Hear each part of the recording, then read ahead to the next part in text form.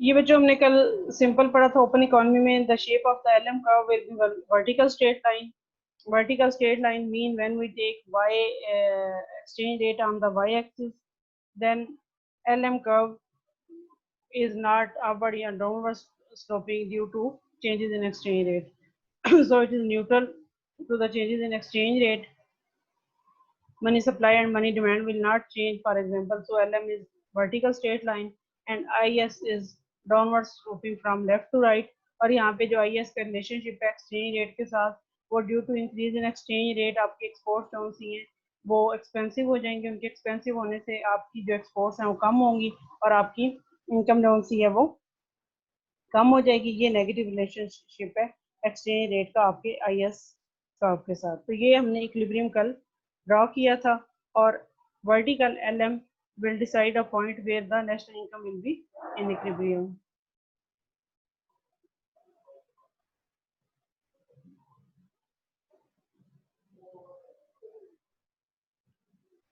जी बच्चे, आप क्या कहना चाहते हैं?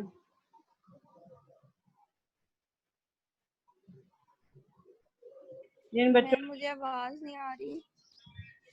एक बच्चा तो मोहम्मद हारून है, उसने हैंड रेज किया हुआ है, पता नहीं वो कहना क्या चाहते हैं.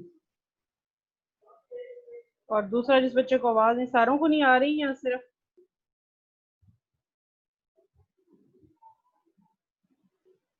बीच में कट हो जाती है आवाज.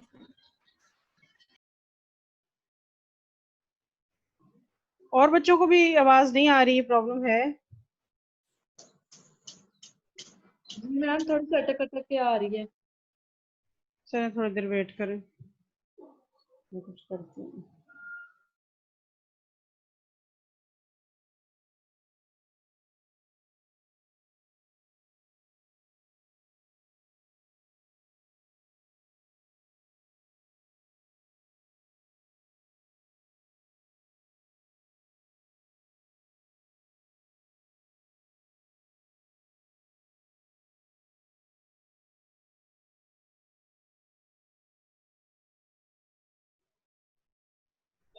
हाँ जी बच्चों, वो बच्चा जो उनसे अभी तक वेटिंग रूम में और उसने अपना नाम चेंज नहीं किया. मैम उसे अभी वीडियो बना के सेंड की है तो देखते हैं, चेंज कर लेता हूँ. उसे पता नहीं है किस तरह चेंज करना. अच्छा,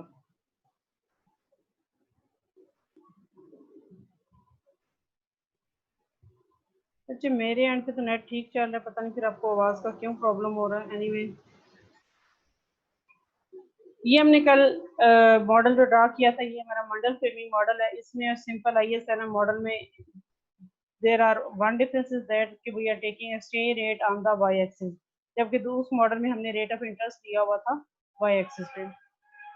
y एक्सिस पे रेट ऑफ एक्सचेंज रहने की वजह से LM is now a vertical straight line. It's not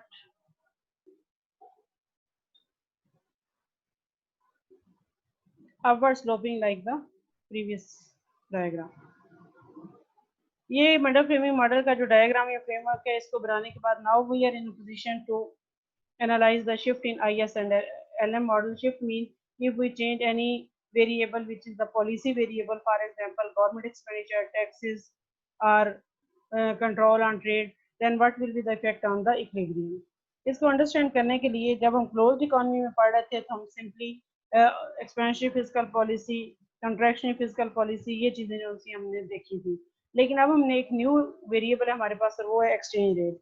exchange rate की वजह से पहले हम ये अंडरस्टैंड करेंगे कि जिस भी इकोनॉमी को हम स्टडी कर रहे हैं वो कौन सा एक्सचेंज रेट रिजाइम फॉलो कर रहा है. एक्सचेंज रेट रिजाइम मीन कि फ्लोटिंग एक्सचेंज रेट और fixed exchange rate. Fixed exchange rate तो सिंपल की गवर्नमेंट ये फिक्स कर देगी कि आपकी करेंसी की प्राइस होगी $100, इससे ना कम है ना ज्यादा है. यहाँ अगर डॉलर की प्राइस है तो 100 पाकिस्तानी रुपीज होगी, येन में उसकी ये प्राइस होगी. हर करेंसी में गवर्नमेंट या जो स्टेट बैंक जैसे पाकिस्तान का या सेंट्रल बैंक किसी भी कंट्री का वो डिसाइड करता है. उसको मेंटेन रखना मुश्किल होता है क्योंकि आपकी डिमांड एंड सप्लाई उसके अकॉर्डिंगली होती है, वो हम बाद में पढ़ेंगे. लेकिन नॉर्मली अक्सर कंट्री में जो एक्सचेंज रेट एग्जिस्ट करता है वो होता है floating exchange rate.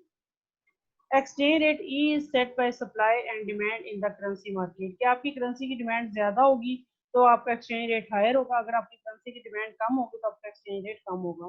Pakistani currency की डिमांड इतनी नहीं है जितनी डॉलर की है इंटरनेशनल लेवल पे। तो आप देख ही रहे हैं कि पाकिस्तानी करेंसी की प्राइस डे बाय डे कम होती है, ज़्यादा नहीं होती, करेंसी डेप्रिशिएट होती है। लेकिन फिर भी वो exchange rate which is decided by the forces of supply and demand is called the floating exchange rate.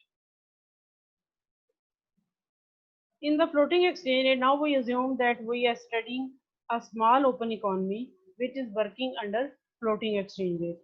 अब exchange rate floating है, economy small है, इसका मतलब है कि वर्ल्ड इंटरेस्ट रेट को चेंज नहीं कर सकती।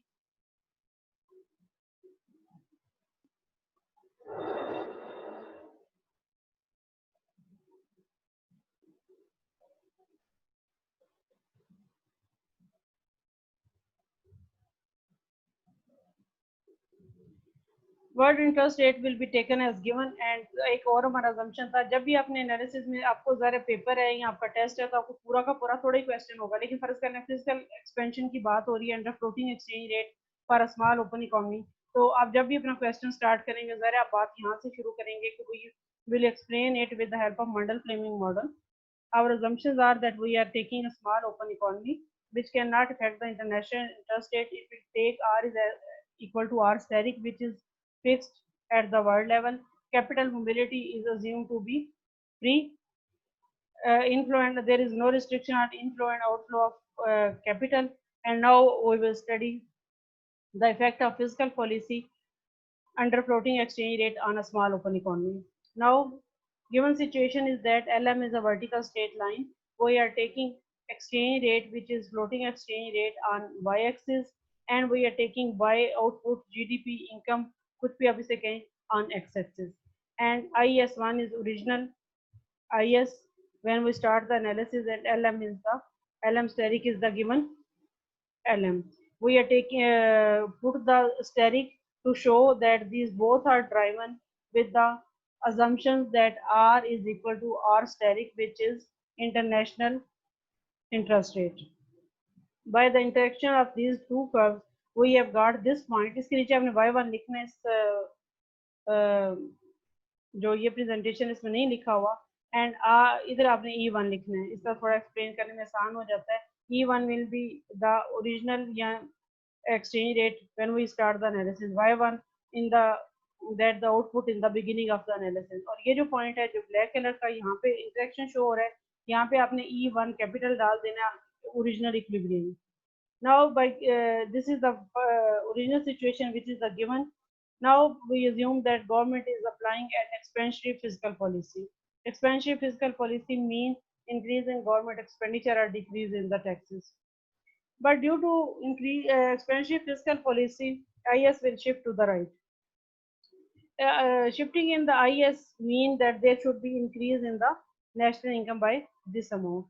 But एक्सपेंसिव फिजिकल पॉलिसी हमने पहले पढ़ा था कि जब भी एक्सपेंसिव फिजिकल पॉलिसी होगी IS will shift to the right, तो आपका जो एक्सचेंज रेट है वो इंक्रीज, आपका जो इंटरेस्ट रेट है वो इंक्रीज करेगा। अब यहाँ पे इंटरेस्ट रेट इंक्रीज नहीं हो सकता क्योंकि हमने उसको वर्ड पे फिक्स किया हुआ है। जब इंटरेस्ट रेट इंक्रीज होने की कोशिश करेगा तो आपका कैपिटल जो है वो इनफ्लो करेगा, क्योंकि इस कंट्री में अब इंटरेस्ट रेट ज़्यादा मिल रहा है और आपकी करेंसी की डिमांड उनसी बढ़ेगी। इस सिचुएशन में आपका एक्सचेंज रेट बढ़ जाएगा। एक्सचेंज रेट जब E1 पॉइंट से यहाँ पे आप E1 लिखेंगे, यहाँ पे E2 लिखेंगे, बढ़ेगा तो आपकी एक्सपोर्ट्स जो सी हैं वो एक्सपेंसिव हो जाएंगी, उनकी डिमांड कम हो जाएगी और IS जो है उससे जो इनकम लेवल में इजाफा हुआ था वो दोबारा वापस यहाँ पे जो y1 है यहाँ पे आ जाएगा और न्यू इक्विलिब्रियम और ओरिजिनल इक्विलिब्रियम में सिर्फ ये फर्क होगा कि एक्सचेंज रेट पहले E1 था वो अब E2 पे चला जाएगा, आपकी करेंसी एप्रिशिएट हो जाएगी लेकिन आपकी ओरिजिनल इनकम लेवल को कोई भी फर्क नहीं पड़ेगा। इस एक्सप्लेनेशन या नीचे इस स्लाइड में दी हुई है। In close economy ISLM higher government expenditure puts upward pressure on the R mean interest rate. In open economy, foreign capital quickly responds to higher R by flowing into the domestic economy, and the inflow of foreign capital has two effects. First is supply of capital push R back to world level. जब आपकी supply of capital बढ़ती है तो आपका interest rate जो बढ़ने की कोशिश कर रहा था वो दोबारा वर्ल्ड लेवल पे फिक्स हो जाता है। And the higher demand of your currency bids of the nominal exchange rate increase करता है. Higher exchange rate reduces the net exports and income level. If Fed mean या आप इसे स्टेट बैंक भी कह सकते हैं, keeps the money supply constant, this process continue until the low net exports completely offset higher government expenditure, leaving by unaffected. जब एक diagram आप बनाते हैं, आप उसे अच्छी तरह बुक पे आपकी बहुत अच्छी डिटेल दी हुई है, जैसा आप उसको वहां से पढ़ लेते हैं. जैसा कि इस डायग्राम की ये फिजिकल पॉलिसी दी हुई है, ये डायग्राम आपकी बुक पे दी हुई होगी, ये भी दिया हुआ है, और यहाँ पे ये पूरा इतना पैराग्राफ है, यू मे सी हेयर. इसके जो मैकेनिज्म बैक पे चल रहा है, ये सारा यहाँ पे दिया हुआ है कि money supply is equal to money demand which is fixed by this equation, और बैकवर्ड पे क्या चेंजेस हो रही हैं जो कि मैंने आपको बताई भी है. तो सारे को अंडर और मॉनेटरी, हाँ एक और बात की क्लोज इकोनॉमी और ओपन इकोनॉमी में जो बैकवर्ड मॉनेटरी ट्रांसमिशन मैकेनिज्म है वो डिफरेंट है, वो यहाँ पे वहाँ पे मॉनेटरी पॉलिसी में पढ़ेंगे. तो जब आप ये अंडरस्टैंड कर लेते हैं, तो उसके बाद आप इस तरह पॉइंट्स बना के, जैसे इस स्लाइड में बने हुए हैं, आप इस तरह उसको लिख सकते हैं, और ये फिर आपके लिए इसमें अगर आप कोई भी पॉइंट मिस ना करें तो ये भी एनफ होता है अगर आपके पास टाइम कम हो. और इस तरह आपके पॉइंट जिस तरह बने हुए हैं, आप एक एक पॉइंट अलग करके लिखें तो आपकी अंडरस्टैंडिंग खुद पे भी क्लियर होती है और दूसरे को भी समझ आती है कि आपको बात समझ आई हुई है.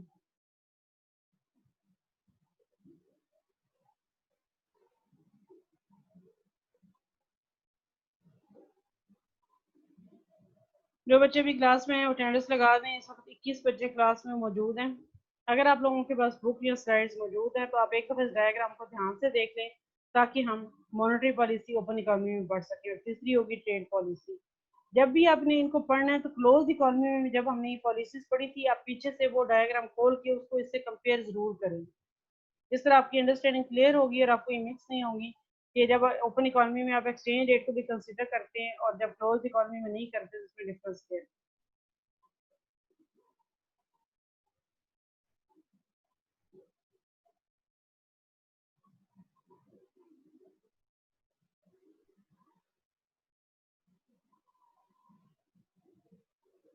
सब बच्चे अपनी अटेंडेंस चैट में बच्चों ज़रूर एंटर कर दें.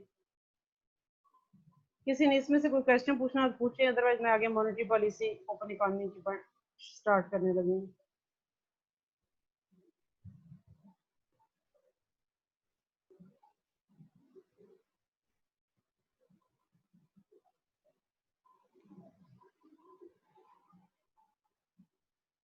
Now we start from monetary expansion under floating exchange rate. Once again, if you are given the question about to explain the effect of monetary policy in an open economy under floating exchange rate, यहाँ आगे जब हम fix exchange rate भी पढ़ लेंगे तो question यूँ भी हो सकता है कि explain the role of monetary policy in an open economy under floating exchange rate and under fixed exchange rate.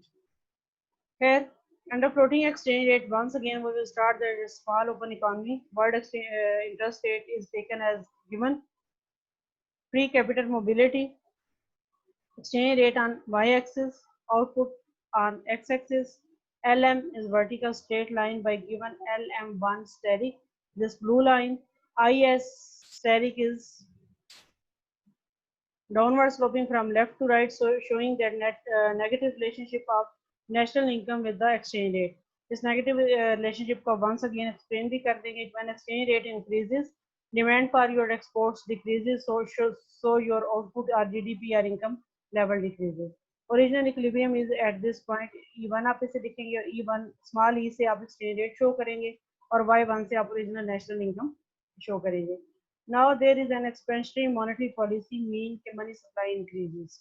Money supply increase होगी, आपने price level given लिया हुआ है, तो nominal money supply increase हो और price level change ना हो तो real money supply will also increase. LM1 will shift to the LM2, which is given by the red line in this diagram. Due to increase in money supply, your currency will depreciate and exchange rate will decrease. Decrease in exchange rate will increase the demand of your exports, and now the increased exports will lead to increase in national income, and national income will increase from Y1 to Y2. And at new equilibrium as compared to the original equilibrium, exchange rate is lower currency is depreciated and income level has increased. आपकी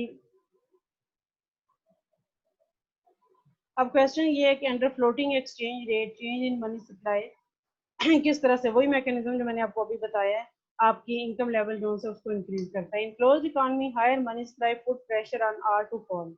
अगर economy close होती है और आप money supply increase करते हैं तो आपका रेट ऑफ इंटरेस्ट डिक्रीज होता.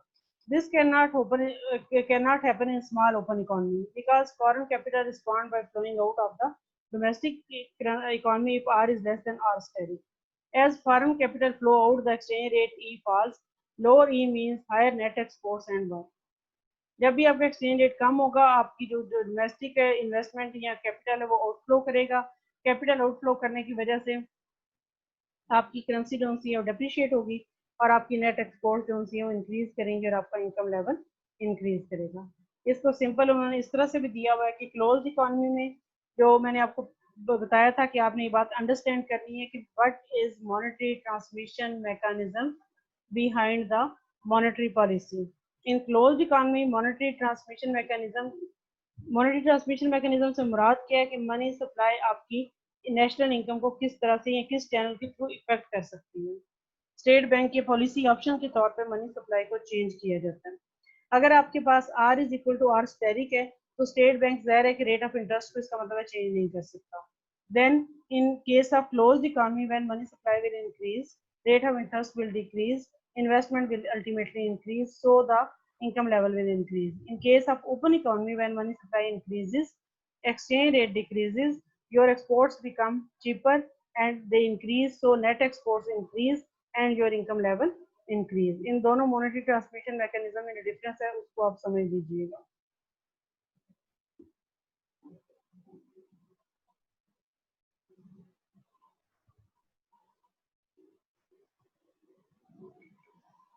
अब हमने पढ़ ली under floating exchange rate, fiscal policy and monetary policy for a small open economy. Third policy effect which we will study for a small open economy will be trade restrictions. अगर आपके पास slides या book हैं तो इसको एक नज़र देख लीजिए ताकि हम ट्रेड रिस्ट्रिक्शन को देखें. किसी बच्चे ने कोई बात पूछनी हो तो please raise your hands.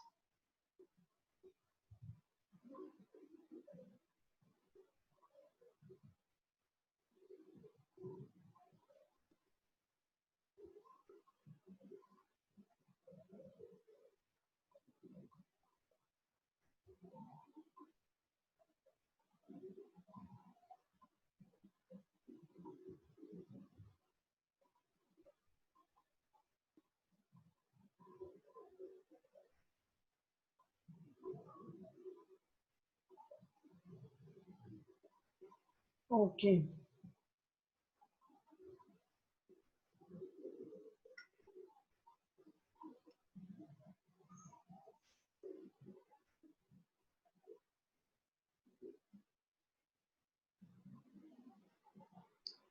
Now, third policy option which some governments apply in case of open economy are the trade restrictions. Trade restrictions mean you want to improve your balance of trade, your exports are less and your imports are more, and you are facing a deficit in your balance of trade.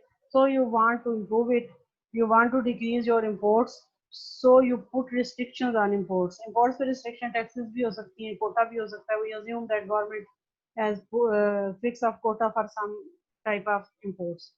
When in the upper diagram you see that original net exports curve is given by this blue line. Again on the y-axis is exchange rate and on the x-axis there are the net exports.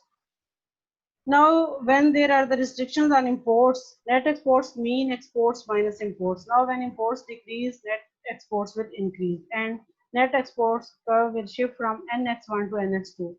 When it shifts to the rightward, it seems that it should increase the national income from any given level to new higher level.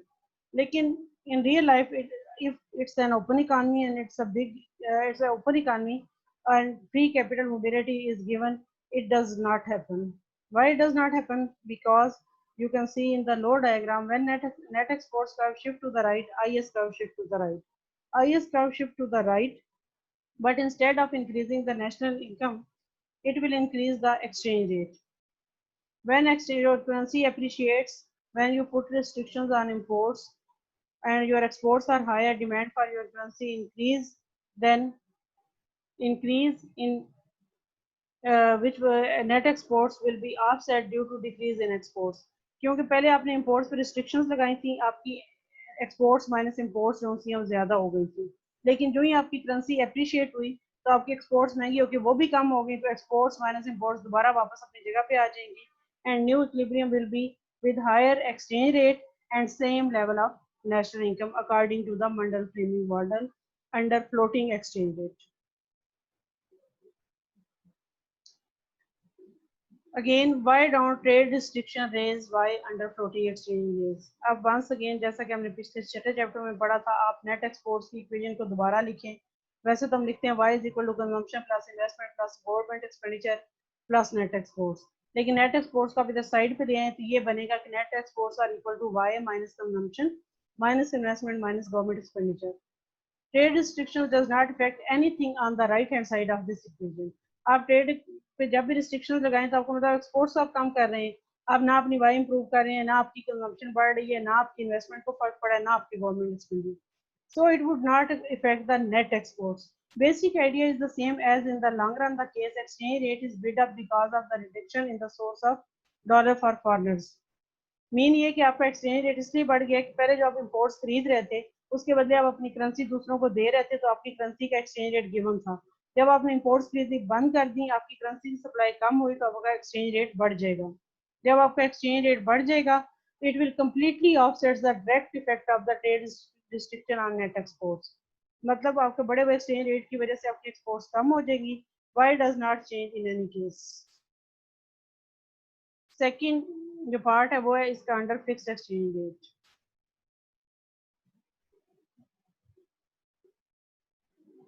हमारी इस meeting का time तो almost going to finish. तो चाहिए तो ये था वैसे असल में कि हमारा जो ये अंडर फिक्स्ड एक्सचेंज रेट था वो भी हम आज या कल में कर लेते हैं, या तो हम कल एक क्लास और रख लें. 11 बजे आपकी कल किसके साथ क्लास है?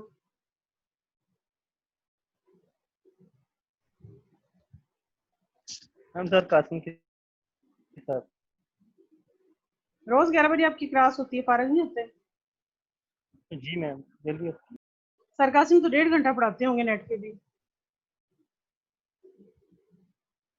Yes ma'am. नहीं 12 बजे नहीं खत्म कर देते क्लास? जी मैम, 12 बजे तकरीबन कर देते हैं. अच्छा, अगर कल हो सका तो मैं 12 बजे ले लूंगी, लेकिन अगर मैंने ना भी ली तो नेक्स्ट क्लास में आपने अंडर फ्लोटिंग एक्सचेंज रेट को अच्छी तरह से डिफरेंट पॉलिसीज को क्लोज इकोनॉमी वाली पॉलिसी ऑप्शन से मिक्स कंपेयर करके पढ़ के अपने कॉन्सेप्ट क्लियर करके आने. ये एक बच्ची है तैयबा मजीद, क्लास में आप आइए, अटेंडेंस इसकी लगा दीजिएगा, लेकिन ये कोई लेट हो गई है. चलें, इसमें से अगर आपने कोई क्वेश्चन पूछना हो तो आप ओके पूछ मैम. सकते हैं. Otherwise, I am going to close the class.